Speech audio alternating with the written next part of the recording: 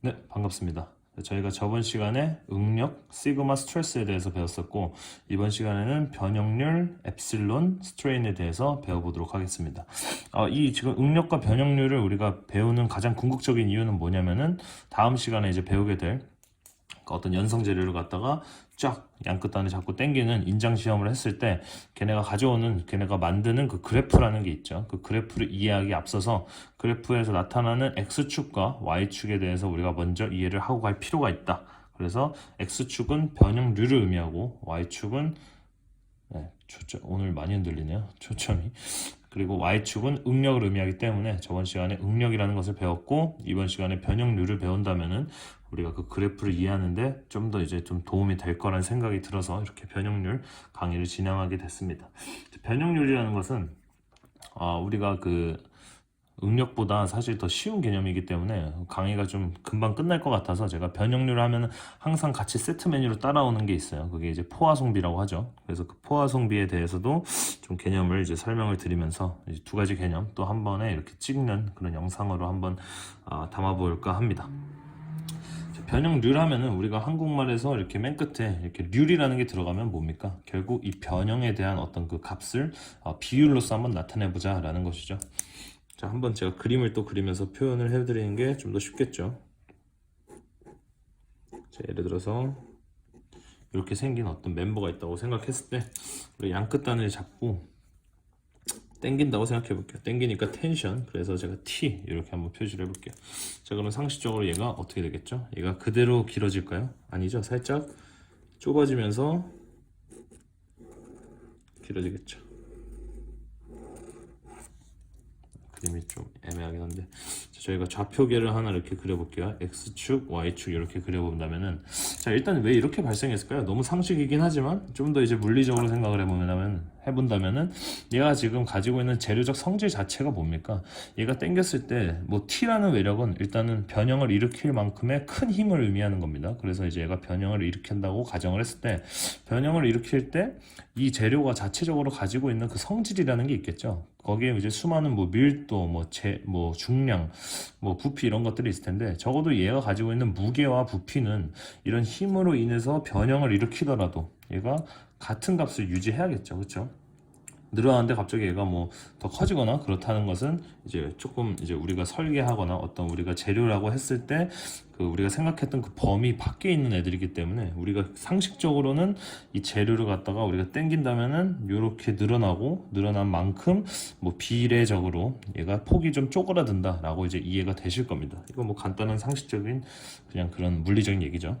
그래서 이제 처음에 제가 그린 애를 갖다가 파란색으로 할 거고 두 번째 그린 애, 그러니까 나중에 그린 애를 초록색으로 할게요. 그러니까 처음에 가지고 있는 이 길이를 이 파란색 LX, X축에 의존하는 랭스를 갖다가 LX 이렇게 표현을 해본다면은 나중에 늘어난 애를 LX 프라임까지 한번 붙여줍시다. 색깔도 바꾸고 프라임 하면은 이제 나중값을 의미하니까 이렇게 한번 표시를 해보고 역시 이제 X축 말고 Y축에 대해서도 있겠죠. 그럼 처음에 가지고 있는 요 길이를 LY라고 한다면은 다음에 나타나는 요 길이, 그죠? 변형을 일으키고 난 다음에 길이를 ly 프라임 이렇게 이제 나타낼 수 있겠죠. 자, 그렇다면은 우리가 한번 변형률을 하기 전에 변형량이라는 게 있겠죠. 변형량을 알아야 우리가 그 변형을 얼마나 했는지에 대한 레이시오, 그 비율을 알 수 있을 것 같습니다. 그래서 우리가 x축에 대한 변형량을 먼저 한번 구해본다면은 변형량이 뭡니까? 우리가 옛날에 동력학 제가 제 1강 할 때 동력학 할 때 이제 기억이 나시겠지만 변형량이라든지 변화량이라는 거, 속도 변화량, 뭐 거리의 변화량, 그렇죠? 뭐 가속도의 변화량 기억이 나시죠? 항상 뭐였습니까? 나중 속도 빼기 처음 속도를 해야 속도의 변화량을 알 수 있죠. 나중 거리 빼기 처음 거리, 그렇죠? 뭐 나중 가속도 빼기 처음 가속도 이런 식으로 변형량, 변화량이라는 것은 나중 것 빼기 처음이 되는 거니까 나중값이 지금 여기서 뭡니까? x축에 대한 나중값은 lx의 프라임이 되겠고 그래서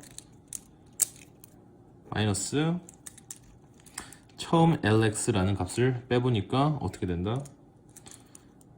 델타 lx라고 이제 표현을 해볼게요. 이 델타라는 게 바로 그 변형량을 의미하죠. 델타라고 하는 것은 변형량? 네, 어쨌든 그 차이를 의미하죠. 그렇죠? 그래서 이렇게 표현을 할 수 있겠고, 역시 마찬가지로 y축에 대한 변형량도 있겠죠. y축에 대한 변형량은 어떻게 된다? 역시 마찬가지로 나중에 ly 프라임에서 색깔이 계속 왔다 갔다 하는데 ly 값을 빼면은 델타 ly라는 게 이제 나타나게 되겠죠. 사실은 이것을 지금 lx 프라임, 뭐 lx 이렇게 색깔도 막 바꿔가면서 여러 가지 고민을 해봤는데, 뭐 이렇게 한국말로 제가 뭐 나중 거리, 뭐 처음 거리 이렇게도 써볼까 했는데 그냥 이게 제일 간단합니다. 이게 물론 이제 또 lx, ly 이런 이제 미지수들 이런 것들이 좀 많아가지고 헷갈리시는 분들도 있겠지만, 아무래도 제가 여러 가지 다 해보니까. 뭐 LX의 처음, LX의 나중 하면은 그 글자를 이해하는 게 더 오래 걸리는 것 같아서 차라리 색깔과 이 프라임으로서 그냥 모든 것을 해결해 보자라고 이제 제가 생각하고 이렇게 했으니까 조금 이해가 안 되시더라도 제가 그런 고민을 했다는 점은 이해를 좀 부탁드리겠습니다. 근데 여기서 그냥 끝내지 말고요. 우리가 한번 이 부호를 갖다가 한번 이해해보자고요. 그러니까 지금 x축에 대한 변형량은 땡긴다면은 처음에 lx가 만약에 10이었다고 생각해볼게요. 10cm. 그럼 얘가 지금 보니까 늘어났죠. 그러니까 10cm에서 예를 들어서 20cm가 됐다고 해봅시다. 그러면 나중에서 처음을 빼는 거니까 20 빼기 10 하면은 플러스 10이 되죠. 그러니까 그 10은 우리가 그냥 갖다 써놓은 숫자니까 버리고 결국 양수를 의미한다는 것을 알 수 있겠죠. 늘어난다면은 아니죠.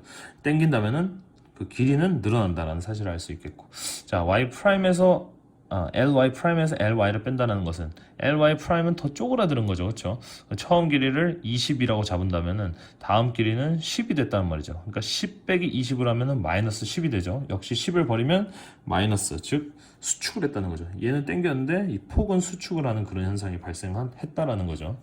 그래서 마찬가지로 우리가 t라는 그 텐션 말고 이번에는 한번 밀어 넣어보자는 거죠. 컴프레션을 줘보자는 거죠. 컴프레션을 이렇게 컴프레션이니까 C가 되겠네요. 그러면 역시 초록색이 이렇게 된다는 거예요. 같은 그림인데 색깔만 반대고 이 힘의 방향이 반대인 거죠. 그렇죠? 그래서 이 나중의 길이를 lx 프라임, 처음의 길이가 이번엔 더 길겠네요. lx 이렇게 되고 얘가 ly, 안 나왔구나. 나중 길이가 ly 프라임이 되겠죠. 역시 마찬가지로 여기도 x축에 대한 뭐 변형량, 위에를 좀 보면서 해볼까요? 이렇게 되겠고, y축에 대한 변형량을 이렇게 구해준다면은 뭐 식도 똑같겠죠. 그래도 한번 써볼게요. lx 프라임에서 빼기 lx를 해본다면은 마찬가지로 델타 lx가 될 것이죠. y축에 대한 변형량 역시 ly 프라임이라는 나중 ly 값에서 빼기 ly라는 것을 해보니까 델타 ly라는 게 되고, 요거를 갖다가 우리가 부호를 한번 매겨보자는 거죠. 자, 아까와 지금 뭐가 다르냐면은 힘의 방향이 달랐기 때문에 얘가 지금 아까는 길어졌는데 이번엔 쪼그라들었단 말이죠.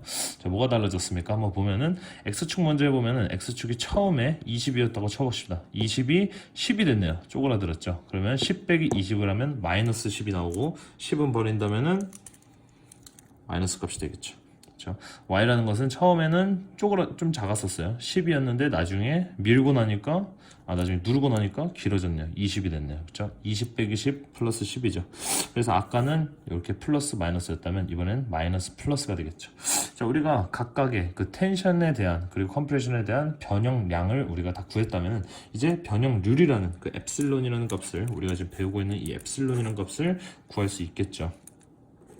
엡실론이라는 것은 어떻게 되냐? 변형량을 갖다가 그 비율로서 우리가 얘가 얼마만큼 증가했는가, 얼마만큼 수축했는가를 갖다가 알려면은 가장 먼저 우리가 기존에 어떤 것을 갖다가 이제 기준을 둬야 되느냐가 중요하겠죠. x축에 대한 변형률을 알기 위해서는 가장 기존에 이제 가지고 있던 이 초기 길이, 그러니까 lx가 되겠죠. 파란 색깔. 그것을 갖다가 델타 lx를 이렇게 나눠주자는 거죠. 그러니까 델타 lx를 초기의 길이 lx로 나눠보니까 거기에 해당하는 변형률을 우리가 알 수 있다는 거죠. 그러니까 이것은 사실 이 변형률이라는 게 얼마나 작겠습니까, 그렇죠? 이 재료를 갖다가 당겼을 때 실제로 이렇게 길게 이렇게 차이가 안 나겠죠. 그러니까 되게 작은 값이기 때문에 0.000 뭐 이런 식으로 이제 엄청나게 작은 그런 값을 나타내지만 가장 중요한 건 뭐다? 이게 플러스 값을 나타낼 것이라는 거죠. 그렇죠? 여기가 플러스이기 때문에 얘도 플러스고 얘도 플러스니까요. 그렇죠? 그렇다는 것은 뭐냐면은 텐션을 받았을 때는 얘는 어떤 플러스 0.0 뭐뭐뭐만큼 변형률을 발생시킬 것이다라는 거죠. 엡실론 y라는 것은 어떻게 됩니까? 뭐 똑같죠. x 대신에 y만 들어가면 되는 거니까 델타 ly가 되겠고, 얘는 갖다가 어떻게 된다? ly라는 것은 이미 정해져 있는 양수값인데 델타 ly가 우리는 마이너스라는 사실을 알고 있으니까 엡실론 y라는 것은 결국 변형률 마이너스 값을 의미하겠고, 얘는 땡겼을 때 이 폭은 줄어드는데 얼마큼 줄어든다? 0.000 뭐 이런 식으로 엄청나게 미소한 만큼의 그런 차이를 일으켜낼 것이다 라는 거죠. 자, 여기 똑같이 뭐 식을 써도 되는데 써볼까요? 그래도 뭐 처음 하는 거기 때문에 델타 LX를 갖다가 뭐로 나누냐면은 LX로 나누는 거겠죠. 얘는 델타 LY라는 것을 갖다가 LY로 나누는 거고, 그렇죠? 는 할 필요 없죠. 자, 그러면은 아까와 마찬가지로 여기는 플러스 마이너스였는데 이번에는 마이너스 플러스니까 LX와 LY라는 것은 이미 정해져 있는 양수값들이죠. 그러니까 얘가 지금 마이너스가 될 것이고 플러스 값이 될 거라는 거죠. 그렇죠?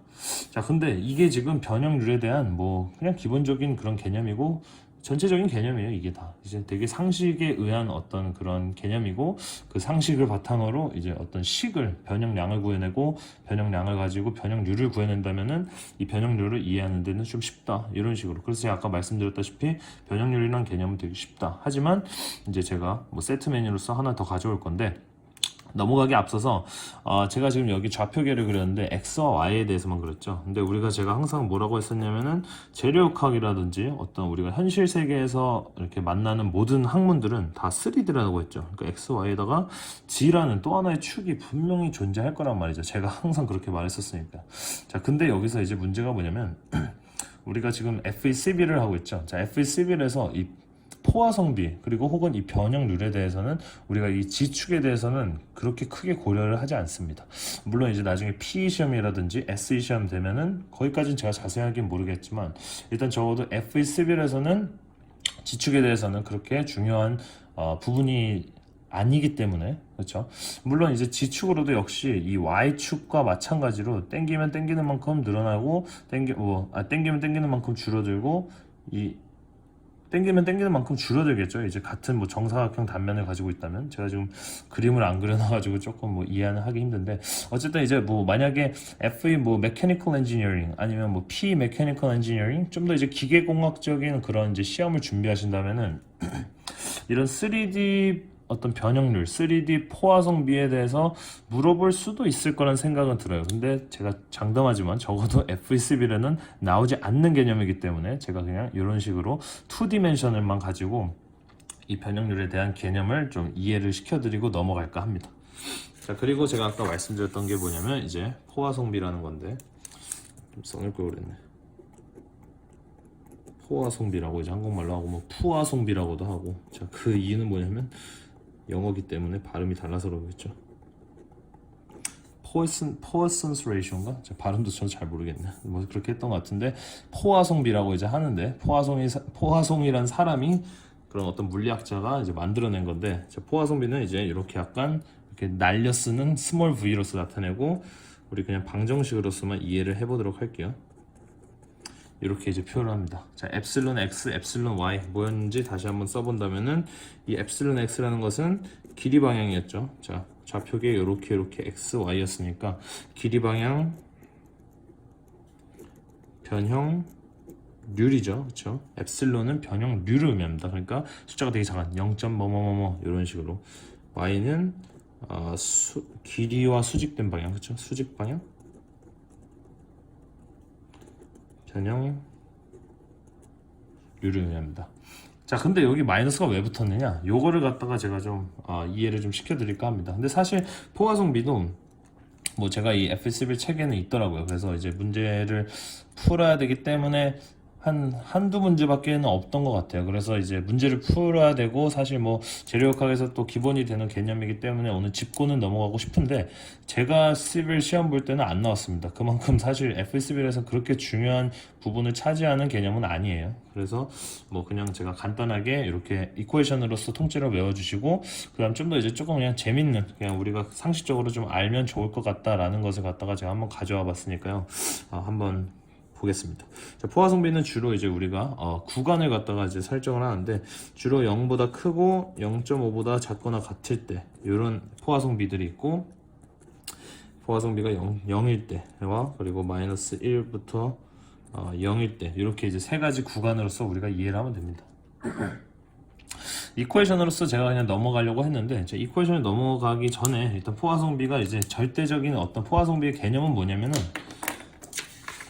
아까와 같이 이런 재료가 있죠. 자, 이런 재료, 얘도 만약에 똑같이 텐션으로 당겼다고 해볼게요. 근데 얘가 지금 가지고 있는 초기의 LX 길이와 초기의 LX 길이가 다르다고 해볼게요. 그러니까 두 개가 사이즈가 다른 어떤 재료인데, 두 가지 공통점이 있다고 하면은 둘 다 스틸이라는 같은 재료라고 생각해 봅시다.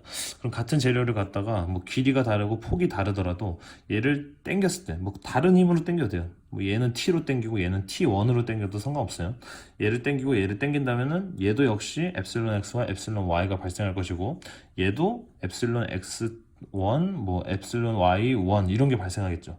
그것을 갖다가 이 포화성이라는 사람이 그 y에 대한 그 수직 방향 변형률을 갖다가 길이 방향 변형률로 나눠보니까 같은 재료일 때는 이 포화성 B 값이 같다라는 게 이제 결론입니다.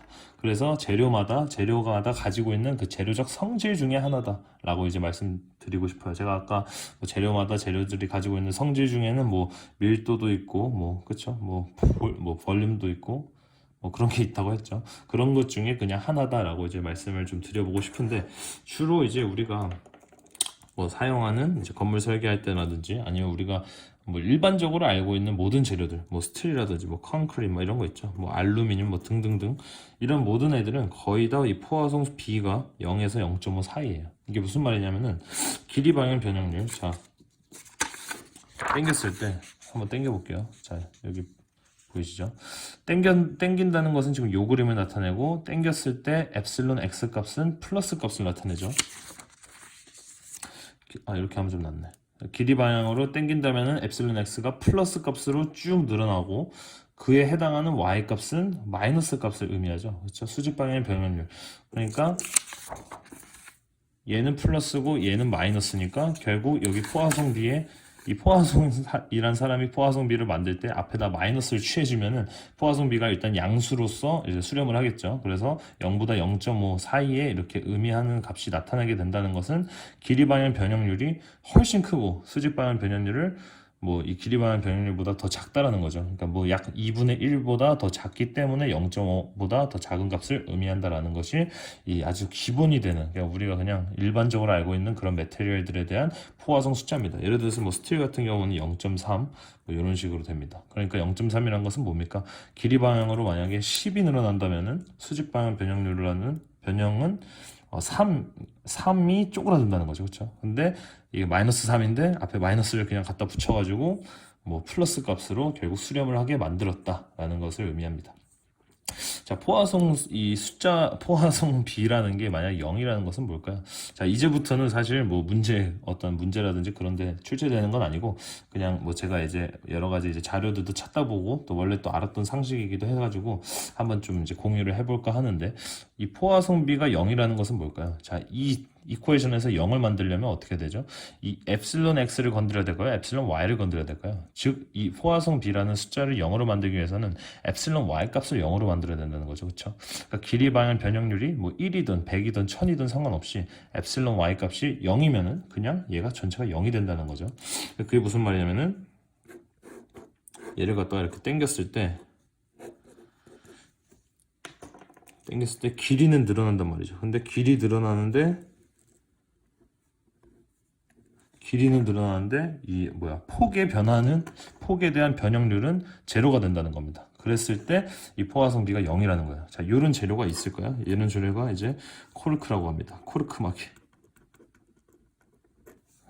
뭐냐면은, 우리 그 와인병에다가 알죠? 와인병에다가 끼우는 건데 처음에 끼울 때 얘가 어떻습니까? 이 사이즈가 거의 와인병에 거의 뭐 꽉 맞게 돼 있죠. 그래서 얘가 분명히 어떻게 여기다 쑤셔 넣었는지는 저도 잘 모르겠지만 어쨌든 얘가 만약에 넣었을 때 아까와 같이 이런 어떤 길이적인 변형도 일으키고 폭에 대한 그 Y축에 대한 변형량도 일으킨다면은 꽉 맞기 때문에 얘가 누르면은 분명히 얘가 뭐 쪼그라들 거란 말이죠. 그럼 얘가 쪼그라드는 만큼 아까 뭐라 했습니까? 얘가 쪼그라드는 만큼 요 밑에 들어가서 이만큼 이렇게 더 튀어나올 거란 말이죠. 그렇죠? 아까 이런 포화성비가 뭐 0에서 0.5 사이인 L을 갖다가 쓰면 그럼 이렇게 되면 여기 지금 병이 여기 깨져버리겠죠. 여기가 팍 이렇게 깨지겠죠. 그래서 이렇게 깨지지 않게끔 포화성비가 0인 어떤 이 세로축 변형률을 가지고 있지 않는 재료를 갖다가 이 와인 뚜껑으로 쓰고 그게 바로 코르크막이다 라는 거 아주 그냥 기본적인 상식이니까 알고 가면 좋을 것 같고요. 그리고 이제 마지막으로 마이너스 1부터 0까지 여기 지금 해당하는 애들이 있는데 얘는 뭐냐면은 이거대로 자 한번 봅시다. 마이너스 1이라고 해볼게요. 그러면은 얘가 1만큼 증가했을 때 얘도 1만큼 증가한다는 거죠. 얘가 마이너스 1이 아니고 플러스 1이 돼야 전체적으로 마이너스 1이 된다는 거죠. 얘도 1, 얘도 1이니까 무슨 말입니까?